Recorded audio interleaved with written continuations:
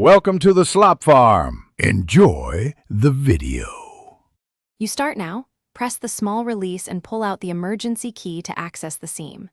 Once done, insert a plastic pry tool into the seam. Metal can bend contacts, then twist gently to separate halves. You do this because the shell clips are fragile and sudden force can break them. Pacing prevents damage.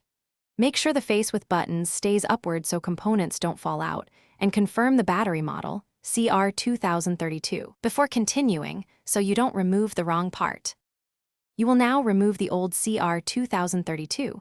Use a non-metal tool to pry the coin cell out, observing the plus side orientation so you can replace it correctly. After removal, inspect the spring and flat contacts. Clean both with a 70% isopropyl wipe to remove oils or corrosion. This ensures solid contact and reliable signals.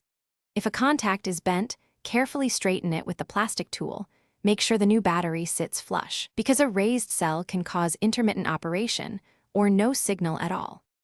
You finish by placing the new CR2032 into the compartment with the plus side up, then press it into the clip until it clicks into place.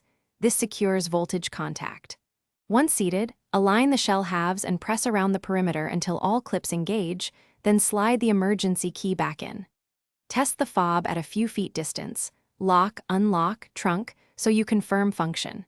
If the fob still fails, hold this troubleshooting tip. Recheck battery orientation and clean contacts.